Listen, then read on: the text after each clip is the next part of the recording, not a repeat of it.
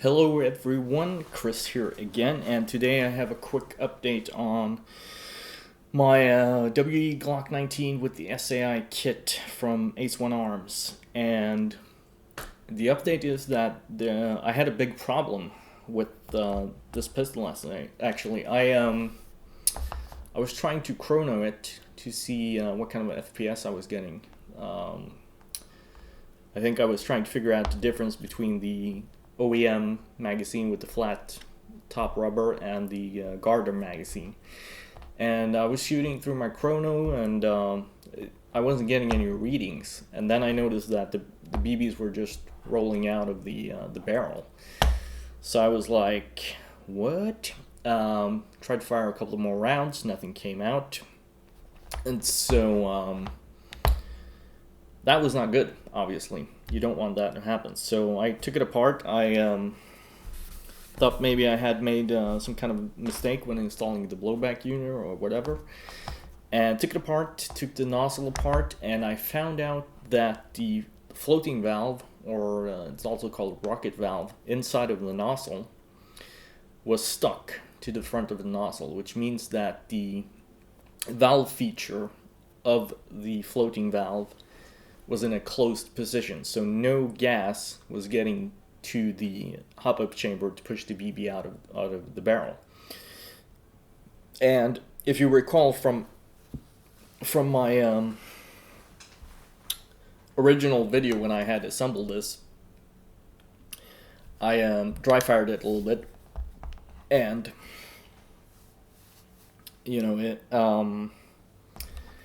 I was telling you how nice blowback it had, and it had a really good kick and everything. And that is probably caused by the valve being closed, so all of the gas from the magazine into the nozzle was used to blow back the slide. No gas was getting down the barrel.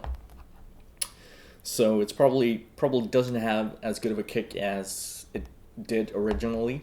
But anyway, to the point, how I fixed it. I took everything apart, like the nozzle, and I found that when the floating valve got pushed forward into the nozzle in the closed position, it got stuck there. So the fit was too tight. The floating valve was a little bit oversized. So I took it out, and I used a couple of, let me show you real quick if I can grab it. Couple of nail files. This is not the one I use, but I have a couple of similar ones for my Lamborghini model that I'm doing. So I took it out. I just held it between my fingers and did a couple of shaves on all of the sides of it. Of course, trying to keep it round. I think I used 4 different grits of nail file. So I got it. I mean, we're talking like 0.005 millimeters. Maybe, something like that, like ridiculously little. Once I took that off, the floating valve was starting to move freely in the nozzle, so I assembled it again and test fired it, and after I did that, I got about 265 FPS out of it. And that's consistent with, I've heard of 2 or 3 other people that had similar problems. One guy, his BBs were like getting like 5 inches out of the gun and then just dropped to the floor, so basically no power at all. The other guy had the same problem as me with the stuck floating valve. One of the guys installed a Tokyo Marui Glock 18C nozzle into the blowback unit here, and it fixed his problems. The other guy installed a Guarder Glock 18C nozzle kit, and that also worked. So you have a couple of options. Either take this apart, you just file down the floating valve a little bit, or you could get an aftermarket Guarder Glock 18C nozzle. Or if you have a Tokyo Marui Glock 18C original nozzle, you could use that as well. So I'm not really happy with 265 FPS. I want to push it up closer to 300. That's pretty much my minimum limit that I would like it at.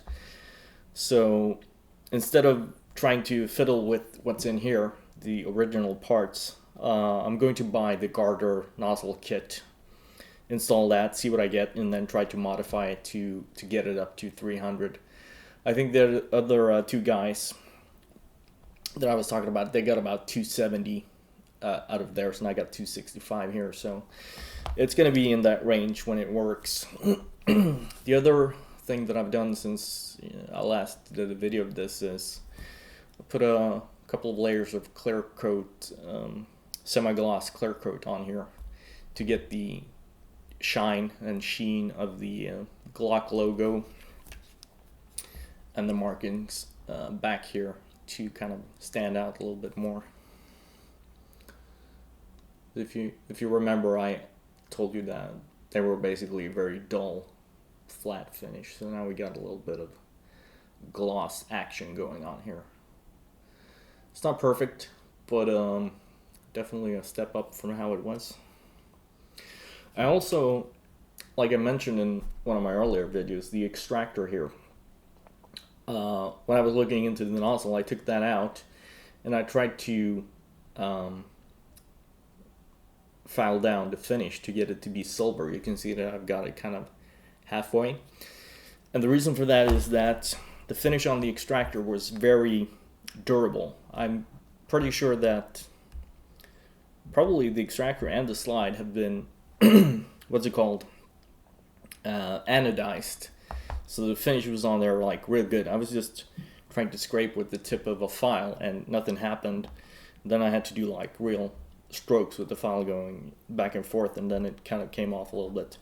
So I have a little bit more work to do on that, but should be getting there. Let's see. The other thing I have going on here, I'm going to make custom labels here for the M3 flashlight. I'm not really happy with that. There's just a blank space, so I'm trying to replicate those right now. It's going to say M3, what's it say? M3 Tactical Illuminator on there, and then it's like Insight and their logo and so forth. So, but other than that, this is still going good. If you recall, I also had issues with the included hex-head screws for the RMR sight. I emailed A1A Arms, told them about the problem. I sent them a video, and then they didn't respond. And then like 5 or 6 days later, they came back and told me that no, don't worry about the hex-head screws. You don't need them. You can use the included Phillips heads. Despite the fact that I told them that I wanted to use the hex screws because I thought it looked better. So they just completely shut me down there, didn't send any replacements, which is kind of bad.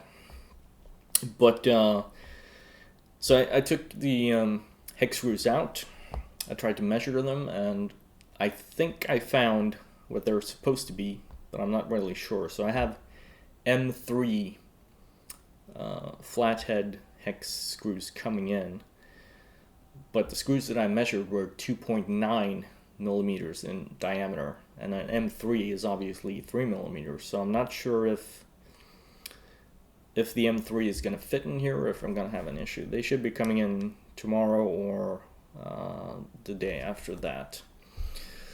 So that's pretty much what's going on with the Glock right here. Still liking it. I haven't fired it much.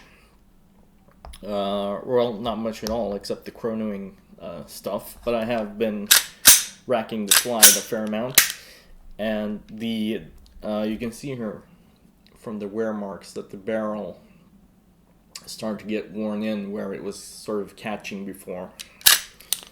I had the barrel lockup issue right here, but it hasn't happened pretty much since I did my my video about it. I haven't had the issue. The only way I can get it now is by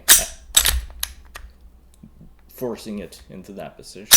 So if you have that problem, a guy posted a link on my video where I talked about that, and he had a really good video about it where he had 2 or 3 different solutions. So I'm gonna put his link in the description. If you have that issue, you can take a look and see if if that helps you out. But yeah, that's the Glock 19 for now, and I'll see you guys next time.